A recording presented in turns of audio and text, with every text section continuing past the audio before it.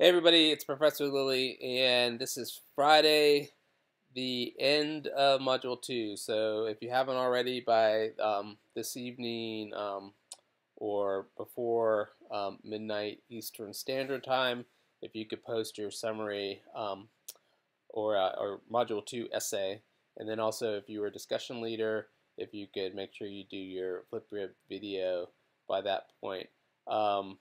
I thought Module 2 is great. We'll get into that in a second. So now we're into, or officially I guess on Monday, into Module 3. So remember, at any point, I know all of you have different types of schedules. Some of you, I'm sure, have probably already started reading for Module 3. For the discussions, I like the discussions. I think they do best if we have a little bit more than a week. So let's say 10 days for them to really unfold. So that means if you're one of the discussion leaders here, especially if that maybe the first one or two of you who can, hopefully that would be, I guess, by next Wednesday or so. That would give us 10 days if you post. So there will be 3 different discussion threads for Module 3 talking about privacy. So I think that'll be a really rich discussion. Certainly there's lots of stuff to talk about. And then these are the news wiki leaders. And with Module 2 and also Module 1, keep in mind that I did start in the water cooler a thread where I'm asking you if there's any reading or video that you think is something that I could either replace or just completely drop. Because I am aware that there are a whole lot of readings. Granted, it is a graduate course. There's going to be tons of readings. But everything is in flux for most of these topics. I mean, some of them give you a historical base. But if there's anything that maybe you thought was redundant or covered well in a different article, therefore why do we need to read this article? And then the same thing with the videos. Then please, and this just start just reply to this thread and let me know. So especially for module readers or leaders or anyone really, so that for next year I can come through and make those adjustments and kind of maybe take some out and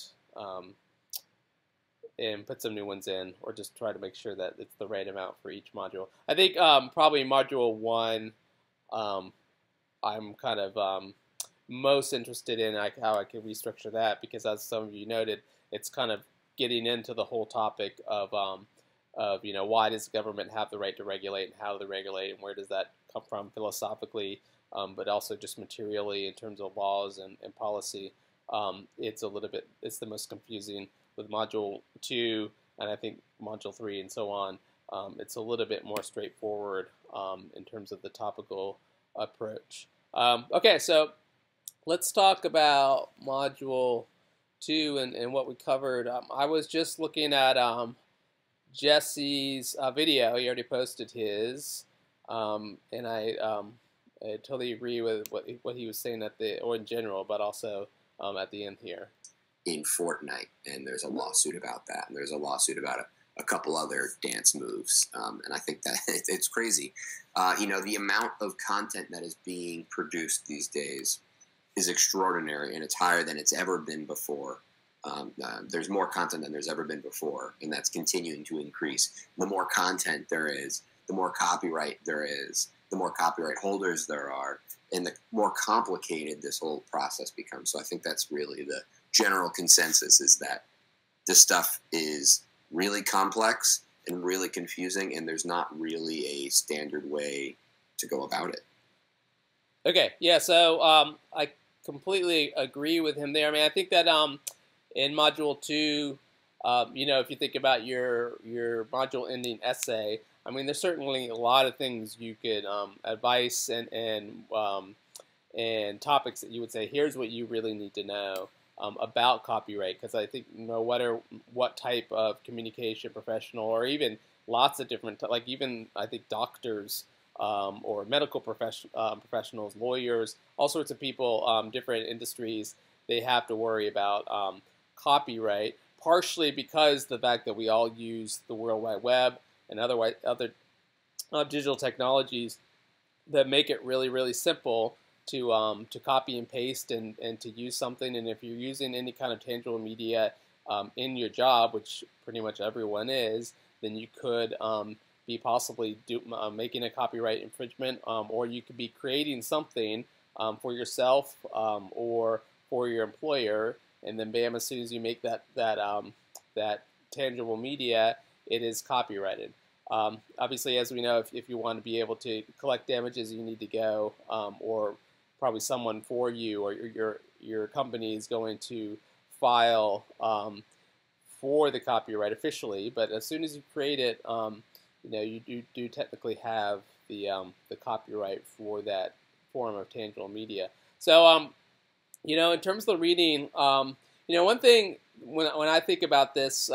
And I think most of the modules are going to touch on this, and we can think of it within the greater what you're learning in this master's program in general is how technology is really disrupting these different media industries, right? So in a second, I'm going to get to the Sony Betamax lawsuit with Universal and Disney in that Supreme Court case that really, set up what the trajectory was going to be, and if they hadn't made a different decision, then they could have really, I think, messed it all up.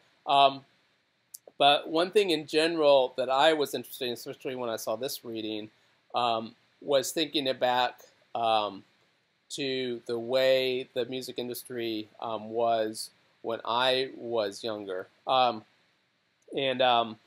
So, I mean, in fact, we can see here. So you would assume that with inflation, the industry, in terms of the gross revenue, would be higher than it was like 20 years ago, right?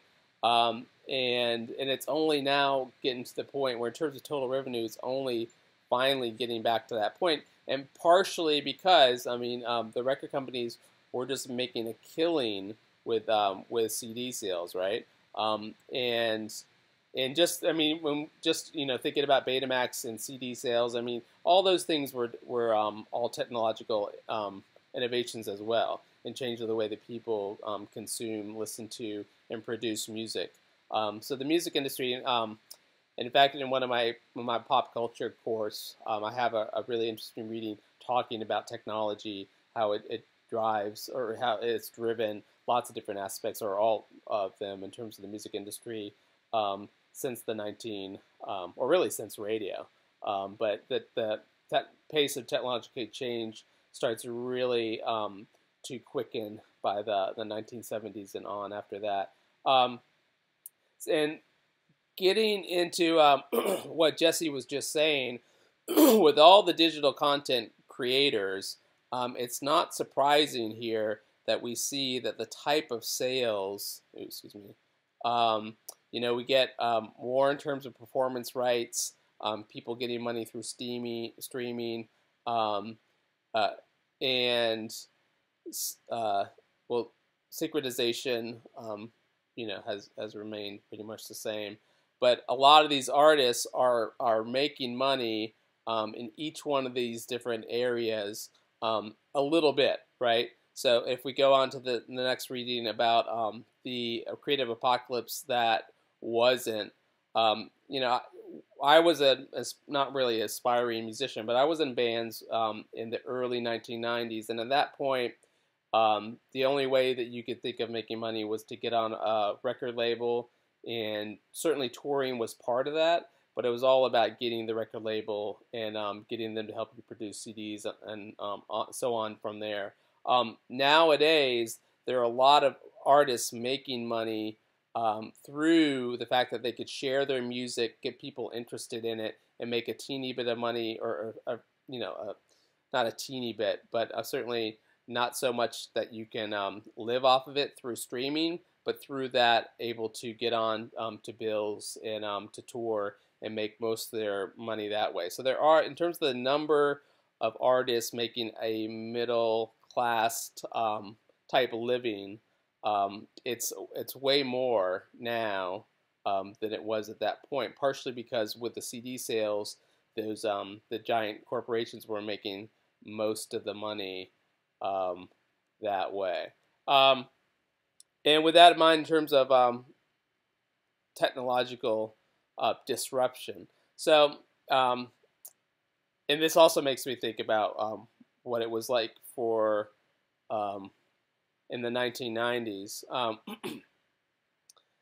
I remember, and maybe some of you also do as well, the first time when I was told, oh, you know, all your CDs, what you need to do is get the software and put it in the computer. That at that point it was relatively new to have a CD drive, ROM drive in a computer, and they started becoming pretty standard for all computers sold for about 10 years there. And you can just rip them into MP3s. And I was this is before that I knew about the sharing apps that you could share and download tons of MP3s. But that innovation of itself kind of took the whole idea of the mixtape to the next level. So with the Betamax decision, right? Think about what would happen if the Supreme Court had sided on the side of Universal and Disney. And so, but granted, that was in the mid 1980s. But basically, would like IBM and Apple and all the computer companies have thought or wanted to put CD-ROM drives in their CPUs that they were selling? Because at that point, it could have been considered, or at least maybe the apps themselves could have been something that would be illegal to use. Like the whole use, or like half of the uses of computers that we think of today could be considered illegal, or maybe even the whole tool itself, if they side with Universal and Disney. So I think this really kind of set it all up for, all right, we're going to push this problem down the road, but we're not going to blame users, and we're not going to blame the creators of production and just digital computer hardware in general. We're going to kind of kick it on down the road. And I think that really allows for an incredible amount of innovation in both hardware, software, and networking technologies as we get into the late 90s and or late 80s and 1990s.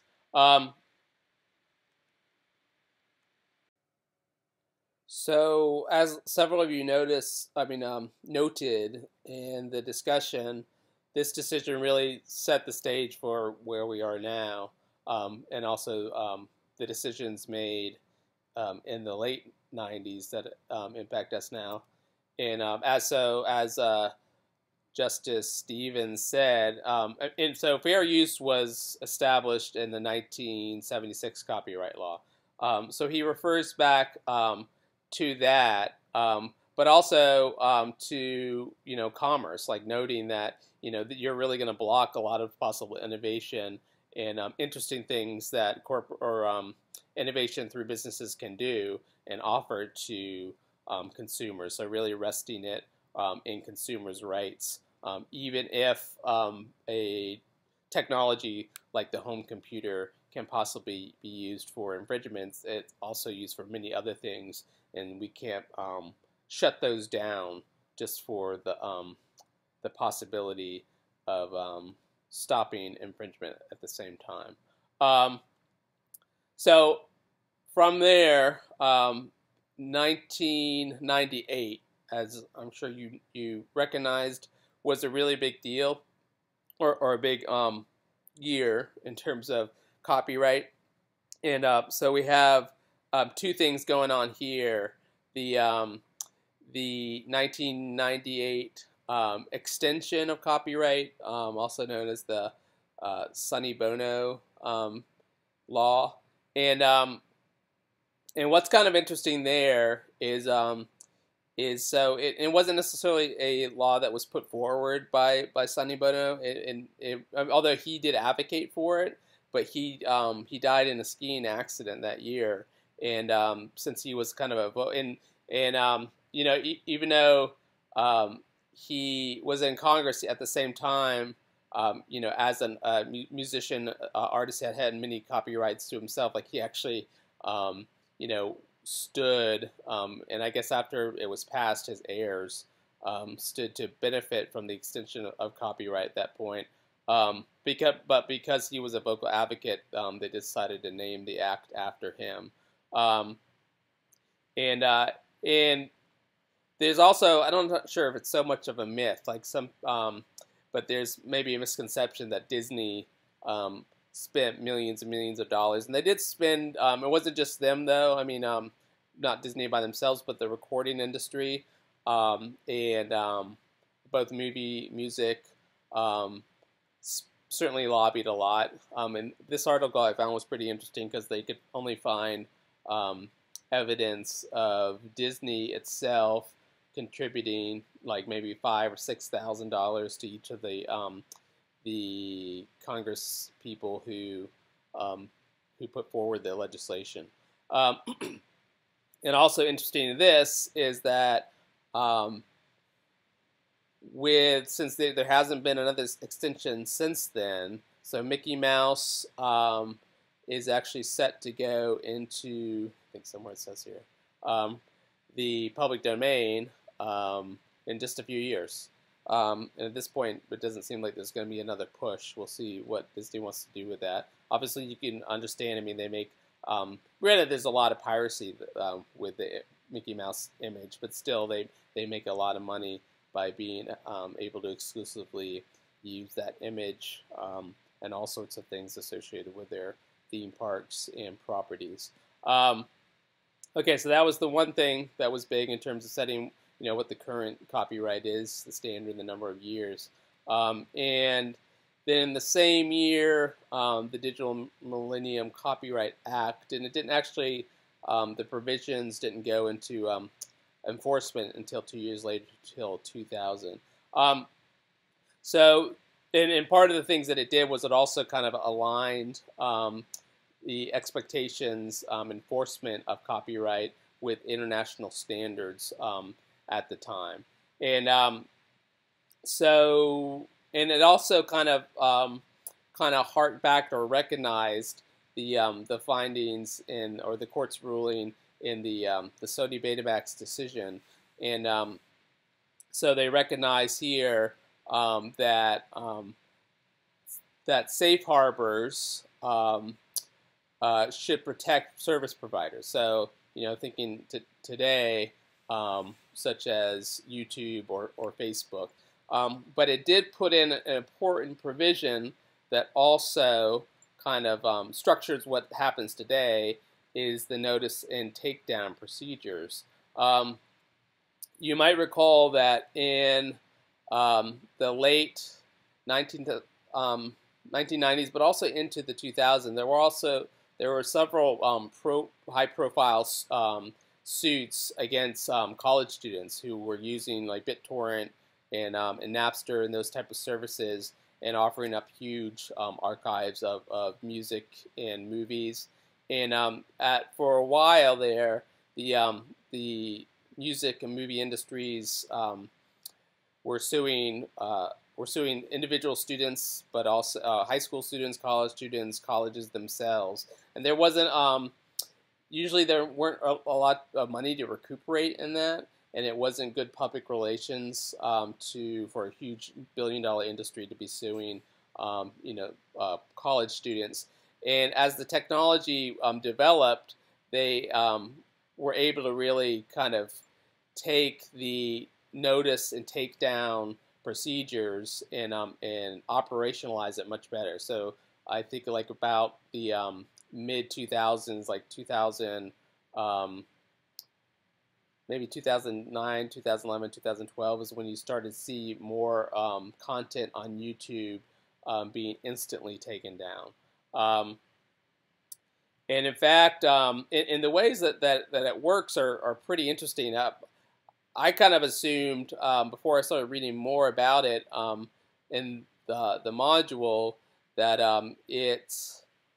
that YouTube was acting more just instantly on behalf of the copyright holders in the movie and and music entertainment industry, and in fact, they try to push back as much as possible because they want as few videos to be blocked because their whole revenue system is based on that.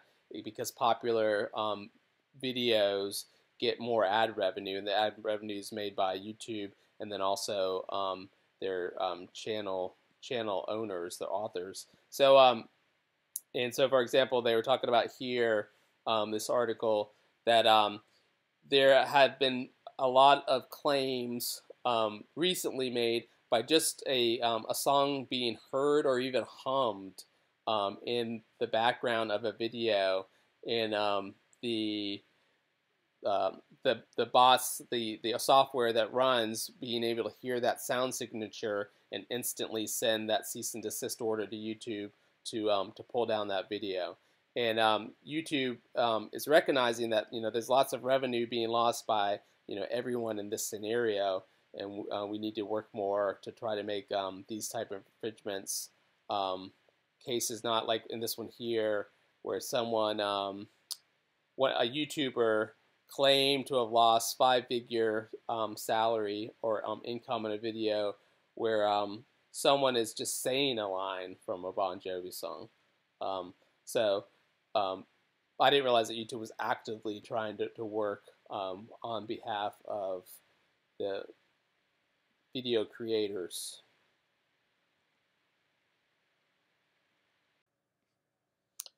So yeah, and so for, let's see if it says here how many years, but yeah, for about 10 years now, YouTube has been using its content ID, and what this does, if content copyright holders claim there's a violation, then rather than necessarily immediately taking it down, then which typically they will do if you're not a type of channel producer or YouTuber who is making ad revenue. So if you're not one of those, like if you're one of my students in one of my courses who I have say make this movie for a project or audio slideshow put on YouTube, and if they put in a song and it's hit by one of by the automation that's looking for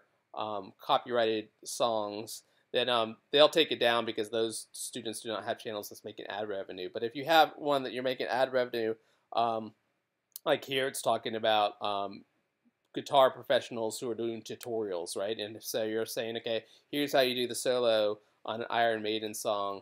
And typically that will be hit, but rather than by the content ID system, but rather than immediately taken down, they'll just let you know, and they'll say, because of this claim, we're going to take X amount of the revenue that you should be making for the ads that are showing during this video, and we're sending it to the copyright owner.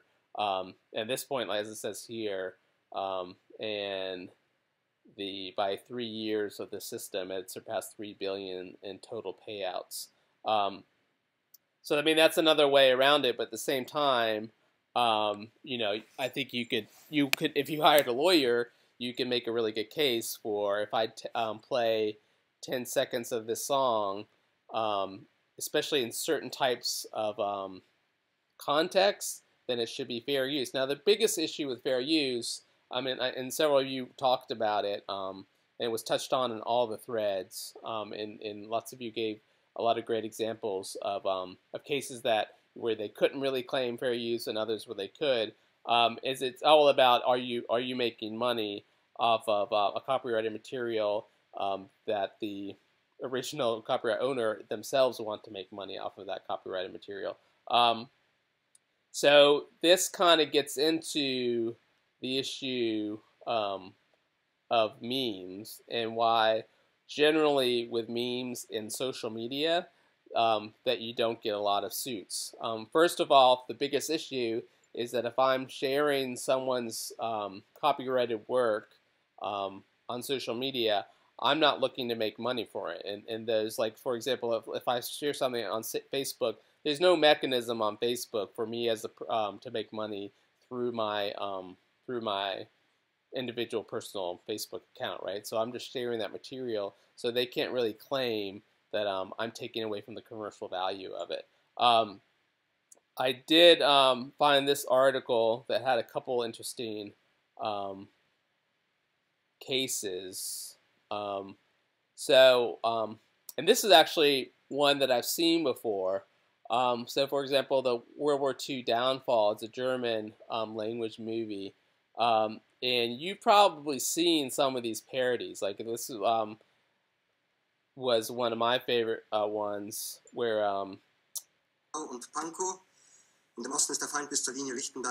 they basically took part of the movie where Hitler freaks out about realizing that they're losing the war, and they made it as if they're telling him that his favorite character, Ned Stark, had been killed. Steiner konnte nicht genügend Kräfte für einen Angriff massieren.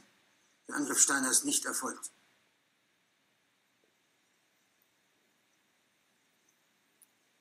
Now this was, and then and this later in the, or from here on out, he completely freaks out. And the comedy is in the fake captions that the meme creator or the viral video creator put in there. But this particular clip of the movie has actually been picked up by meme sites that offer it as one of 100 different video clips that you can take and put your own captions and then hit save, and then it'll export it as on their site, and you can share it anywhere. So you can create your own meme, and I think those are the services that the producers have sued. So and this came up in one of the readings, and so obviously that would be a German. It depends on where the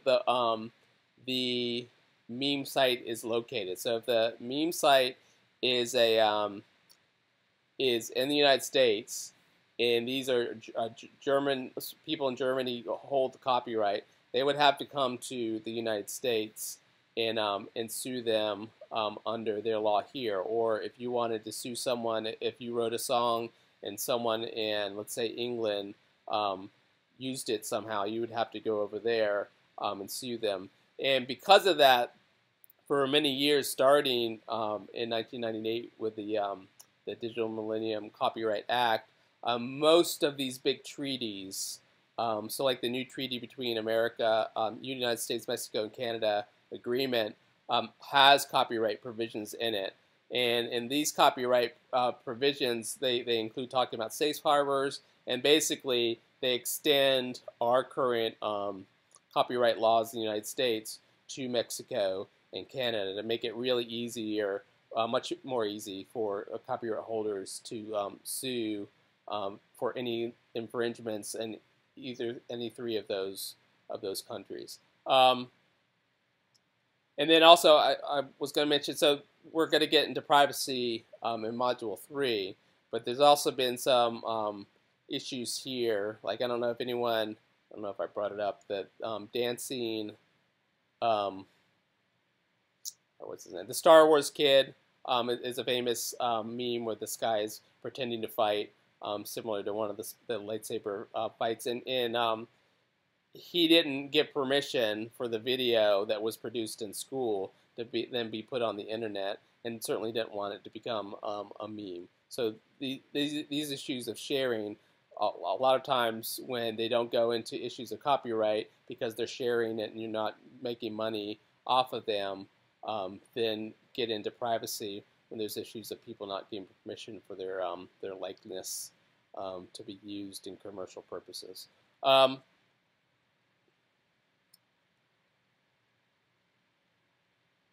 So lastly, what I wanted to talk about is another topic that came up several times, is the Creative Commons licenses. And I think that a lot of the kind of progressive development and the use and understanding of copyright has come through the World Wide Web, that it makes it so easy for things to be shared. And when I was a professional web developer, for example, there was kind of an ethos of share alike. So, for example, if you're coding a website, a lot of the code behind the website, whether it's like Perl scripts or CGI or just the HTML, is all you can look behind it really easy. It's not really hacking. You just look and say, look at the code, and there it is. And generally, in the kind of coding community, there's a big ethos of just sharing and using whatever you want to, especially in the 1990s. And that's when Lawrence Lessig founded the Creative Commons and came up with the idea of that copyright can be and often is a huge impediment to sharing our culture and just allowing people to share. Maybe you might even want people to share or take whatever you want, whatever they want from you, and use it. And if they don't know that you're willing to share, then they would be, unsure of using it because of copyright laws. Maybe they could get sued.